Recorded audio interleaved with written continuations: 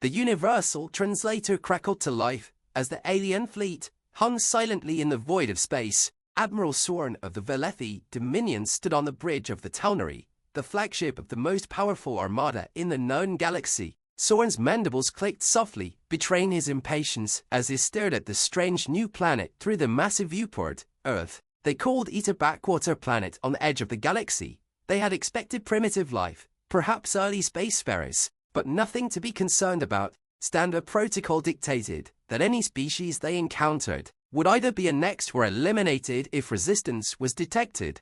A shrill tone sounded from the communications console, pulling Soren from his musings. "Admiral, we're receiving a transmission," one of his officers said. "Patch it through," Soren ordered, his voice a deep growl. The holographic projector whirred to life, and an image appeared. To Soren's surprise, it was not of some grand alien council or a commanding fleet officers. Instead, it was a human male in a sharply pressed uniform, standing in what appeared to be a sleek metallic room aboard a vessel. The insignia on his chest identified him as a high-ranking official of Earth's spacefaring forces. Behind him, through a massive viewport, hung a menacing silhouette of human ships far more advanced than their backward planet should have been able to produce. "This is Admiral Jack Monroe of the United Earth Fleet," the human began, his tone calm and measured. "You are approaching sovereign human territory. State your intentions." Soren's eyes narrowed. Sovereign territory? They must be delusional. The Velethi had dominated countless worlds, and no species, especially not one from a planet this insignificant, dared to challenge them. "I am Admiral Soren of the Velethi Dominion," he responded, letting his words drip with superiority. "Your kind is irrelevant to the Dominion's interests. We demand your immediate surrender and submission. Resistance will be met with destruction." Monroe's expression didn't waver. He glanced off-screen briefly, as if receiving a report, and returned his gaze to Soren. "Your demand is noted," he said, his voice still steady. "However, if it's destruction you're after, I suggest you take a good look at our fleet before making any hasty decisions." Soren waved a cord dismissively. "Your fleet? Our sensors barely register your vessels. We have ships 10 times the size of anything you could muster." Monroe's lips curled slightly in what the translator identified as a smile. "Size isn't everything." Before Soren could respond, his communications officers let out a sharp chitter. "Admiral, our scanners are detecting something. It's..." "Out with it," Soren barked. "Admiral," the officer's voice trembled, "it's their ships. They've cloaked themselves. We're now detecting over 200 vessels of varying classes heavily armed." Soren frowned, his mandibles clicking nervously. Cloaked ships? Impossible. No species they had encountered had ever developed stealth technology that could fool Velethi sensors, yet the readings were undeniable. Massive vessels, bristling with advanced weaponry, had appeared out of nowhere, flanking the Velethi fleet. "How?" Soren began, but Monroe cut him off. "You see, Admiral, we've been watching your Dominion for some time," Monroe said. "You're not the first species to think you could roll over humanity, but we don't like to broadcast our capabilities, so we let you get close that you think you had the upper hand." The tactical display on Soren's console lit up with red markers indicating the human ships. His officers exchanged uneasy glances, their confidence waning. "Admiral," one of his tacticians said hesitantly, "these ships, their energy signatures, they're off the charts." Soren's eyes darted from the display to Monroe. He had miscalculated badly. Monroe stepped aside, revealing more of a ship's bridge behind him. The camera panned slightly to show the entirety of the vessel they were aboard. It was a behemoth, unlike anything Soren had seen. A sleek, predatory warship bristling with weapons that looked as if they could tear through space itself. "This is just the tip of the spear, Soren," Monroe said, his smile fading. "We don't seek war, but we're not afraid of it either. You came to our doorstep uninvited, threatening our species. Now, I suggest you take your fleet and leave." The words hung in the air, a challenge no alien species had ever dared offer the Velethi Dominion, and yet here they were, these humans, standing defiant with a fleet that had appeared as if from the shadows, threatening the mighty Velethi armada without breaking a sweat. "Admiral," another officer interrupted, panic rising in his voice, "the ships have locked weapons on us." Soren's pulse quickened. This was not how first contact was supposed to go. They had come to conquer, to subjugate, not to be confronted by a force that could actually challenge them. He turned his gaze back to Monroe. For the first time in his long career, Soren felt a twinge of fear. You can be serious, Soren stammered. We are the Velethi, we've crushed civilizations. Monroe's eyes darkened, and now you found one that will fight back. There was a long pause as the weight of Monroe's words sank in. Soren's tactical display flashed again, this time showing Dow scenes of human ships arming their weapons. The Velethi were outgunned, outmaneuvered, and Soren realized with a sickening certainty outclassed. Your move, Admiral, Monroe said quietly. Soren clenched his jaw, his pride battling with the stark reality before him. His claws hovered over the console, a single press away from ordering an attack, but something in Monroe's eyes stopped him. These humans had prepared for this. They had known all along. The moment Soren had opened fire, his entire fleet would be vaporized. With great effort, Soren lowered his hand and turned to his officers. Retreat, he ordered, his voice hollow. The bridge was silent as the command was relayed. The Velethi ships began to turn, their engines flaring as they moved away from Earth's orbit. Monroe's image remained on the screen, watching them go. Smart choice, Admiral, he said, his tone almost cordial now. Next time, try knocking first. The transmission ended, and the bridge of the Talnary fell into a tense silence as the alien fleet retreated into the black void of space. Admiral Soren paced back and forth in his private quarters, his mind racing. He could hardly believe what had just happened. For the first time in Velethi history, a fleet had been forced into retreat by a species they had grossly underestimated. The very idea was humiliating, and worse yet, he had been the one to make the call. The Dominion High Council would demand answers. They would see the retreat as weakness. Soren knew that his career, his very life, might hang in the balance. Yet, as much as his pride burned, he couldn't shake the image of those human warship silent predators lying in wait, far more advanced than any of their intelligence reports had indicated. A sharp chime interrupted his thoughts. The door slid open, revealing Captain Zahn, Soren's second-in-command. Her mandibles clicked softly in what passed for an expression of concern among their kind. Admiral, the fleet is clear of human territory. What are your orders? Soren didn't answer immediately. He moved to the viewport, staring out into the endless void. His reflection, worn and weary, looked back at him. Admiral, Zahn prompted again. Gather the command staff, Soren finally said, his voice low. We need to discuss our next steps. Zahn hesitated, her antennae twitching with uncertainty. Sir, I must ask, are we truly retreating? The High Council, well, I know what they'll do, Soren snapped, spinning around to face her. His eyes blazed with frustration, but it quickly faded. He took a deep breath, reining in his temper. I know, he repeated more calmly, but if we had stayed, we'd all be dead. Those human ships, they weren't like anything we've seen before.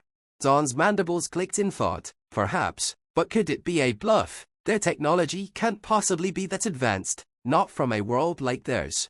Soren shook his head. No bluff, our sensors confirmed it. Their fleet was hiding right in front of us, cloaked with technology beyond even our best ships. And those weapons, you saw the energy signatures. One wrong move, and we would have been obliterated.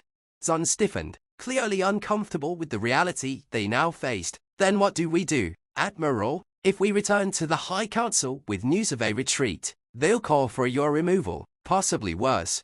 Soren turned back to the viewport, the weight of the situation bearing down on him. I need to think, for now, have the fleet maintain a holding pattern in neutral space, and make sure our communications are secure. The last thing we need is for the Council to get wind of this before we have a plan.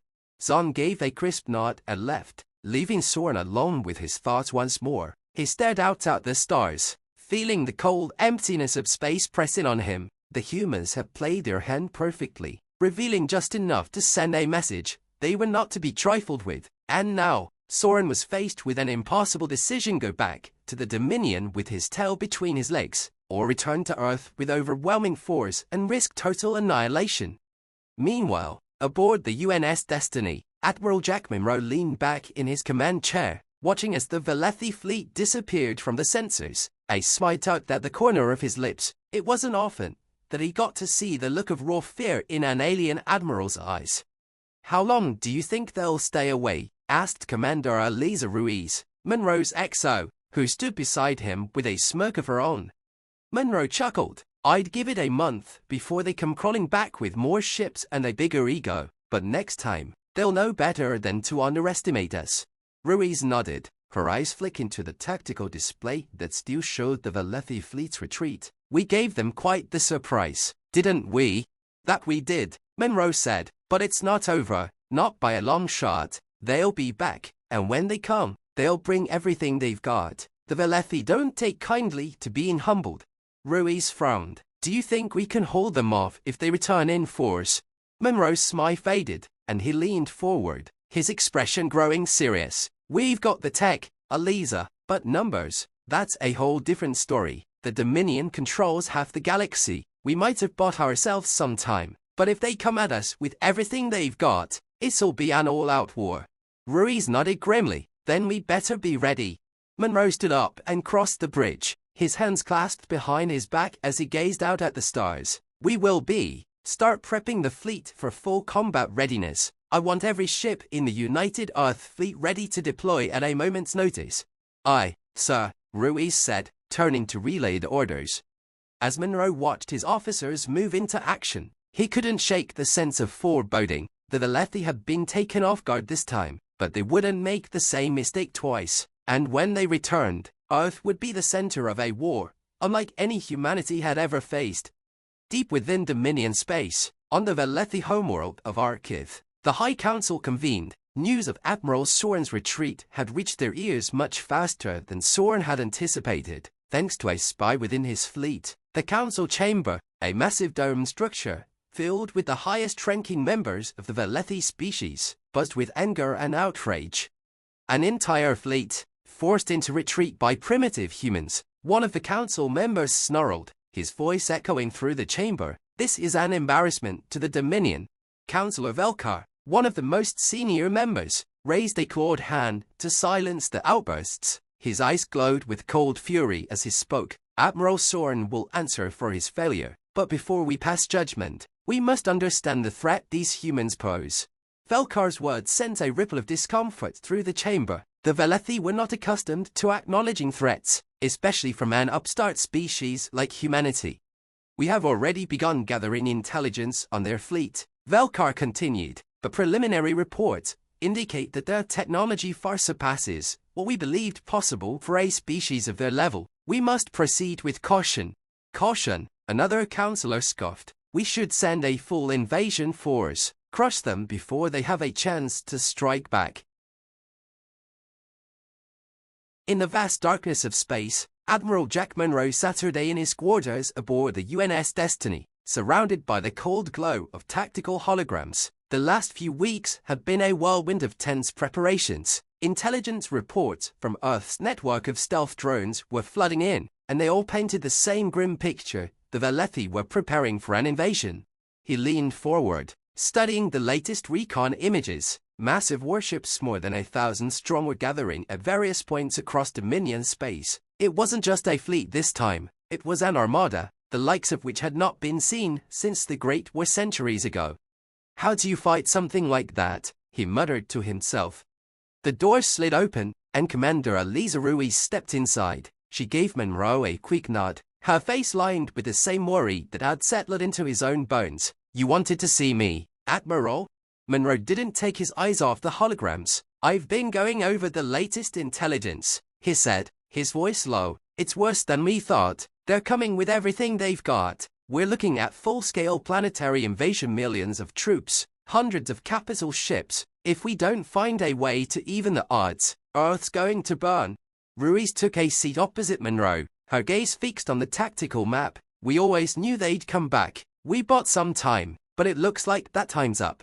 Monroe rubbed his temples, feeling the weight of command pressing down on him. We can just wait for them to come to us. We've got to take the fight to them, hit them before they hit us. Ruiz raised an eyebrow. You're talking about an offensive.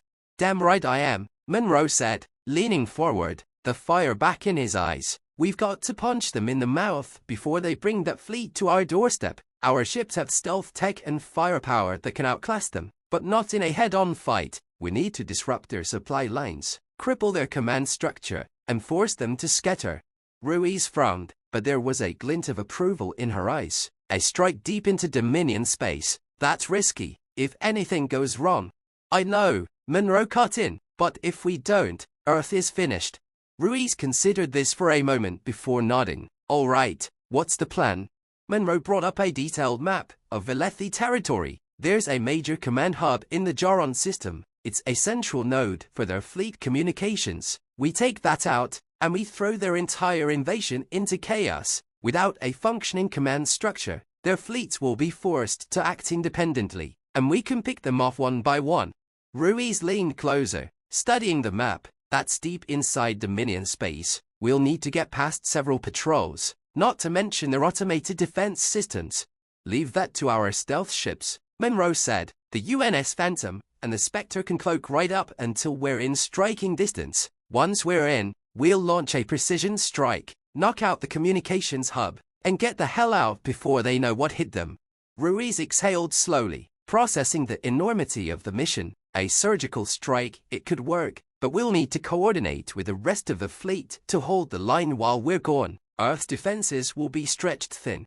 Monroe nodded. I'll leave that to General Cade. He's preparing for the worst case scenario, fortifying Earth's orbital defenses and positioning ground forces in key locations. But we can't just sit here and wait. We need to go on the offensive.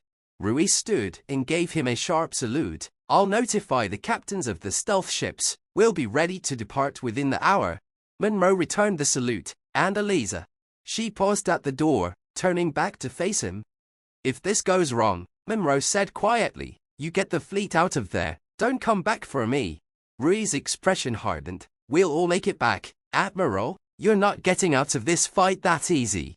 Monroe allowed himself a small smile, but it quickly faded. There was too much at stake. As Ruiz left to make the preparations, Monroe turned back to the hologram of the Jaron system. The Velethi were powerful, but they were also arrogant. They hadn't faced an enemy like humanity before, an enemy that fought not just to survive, but to win.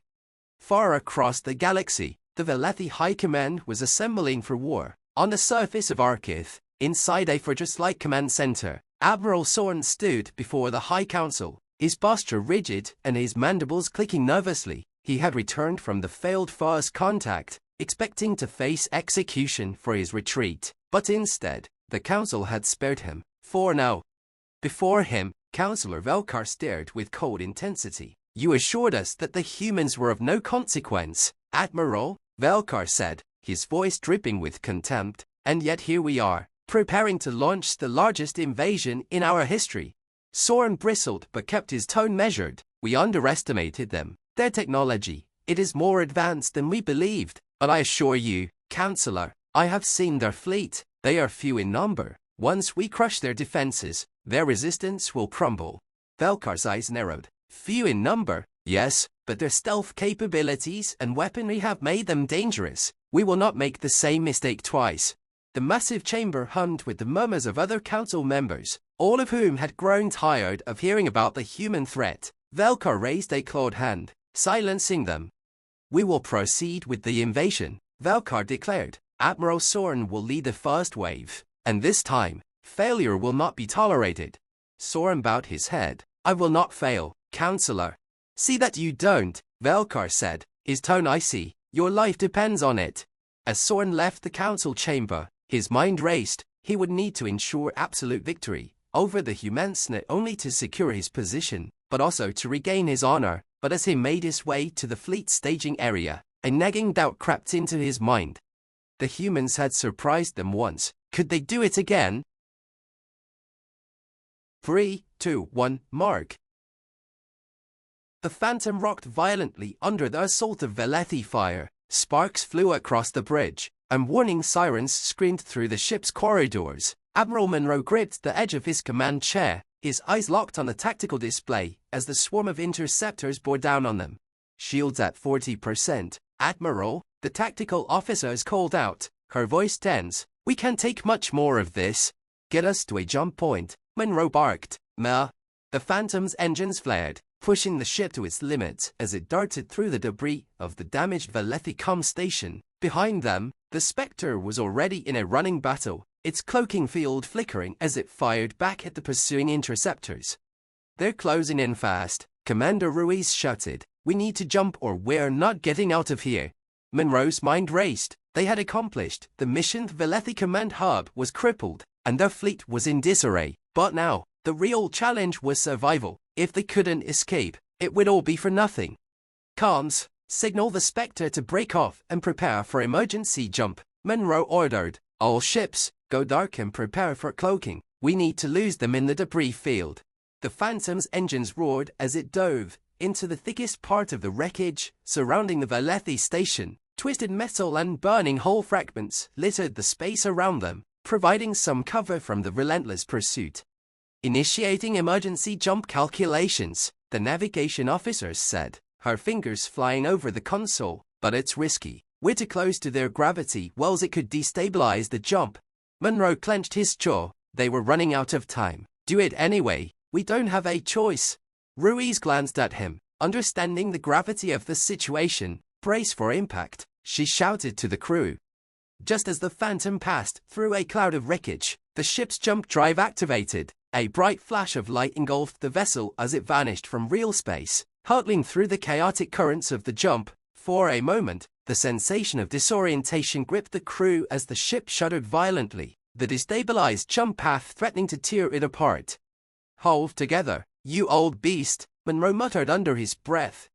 The ship shook again, but after a tense moment, the vibrations ceased, and the Phantom emerged into the quiet darkness of interstellar space. Jump complete, the navigation officer said, her voice shaky with relief. We're clear. Monroe exhaled the breath he hadn't realized he'd been holding. Damage report.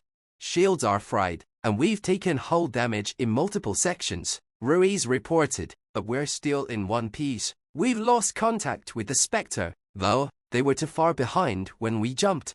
Monroe's chest tightened. The Spectre had been right alongside them during the mission. If they hadn't made it out, send out a wideband ping. Maybe they jumped to a different location and are trying to regroup, Monroe said, though he knew the odds weren't in their favor. As the crew worked to restore systems and search for the missing ship, Monroe leaned back in his chair, exhausted but resolute. They had dealt a severe blow to the Velethi's invasion plans, but they had also paid a steep price. Now, more than ever, they needed to regroup and prepare for the inevitable retaliation. Meanwhile, back in Dominion space, Admiral Soren stood in the command center of his flagship, the Obsidian Wrath, his mandibles clenching in frustration as the reports poured in. The Juron communication hub is completely offline, his chief engineer reported. It will take weeks to repair, and in that time, our fleet coordination will be severely hampered. Soren's eyes blazed with anger. The humans had struck at the heart of their military infrastructure, crippling their ability to organize the massive invasion force, and they had done it with only 2 ships. How could they have done this? Soren growled. 2 ships, against the might of the Dominion. The engineer clicked her mandibles nervously. It seems their stealth technology is even more advanced than we realized. Admiral, our sensors didn't detect them until it was too late. Soren's claws dug into the armrest of his chair. This was the second time the humans had outmaneuvered him. The humiliation burned deep, but more than that, it was the realization that he had underestimated them again. Counselor Velkar will demand my head for this, Soren muttered, more to himself than to his crew. Unless... An idea sparked in his mind. The humans had caught them off guard twice now, but that wouldn't happen again. The Dominion had vast resources and overwhelming numbers. If they couldn't win through sheer force, they would outsmart the humans. They would bait them into a trap so devastating that even their technological advantage wouldn't save them. Admiral, the engineer asked cautiously. Soren turned to her, his mandibles twitching with renewed determination. Prepare the fleet for a full-scale assault on Earth. We'll use their arrogance against them. Let them think they've gained the upper hand. When they launch their next strike, we'll be waiting.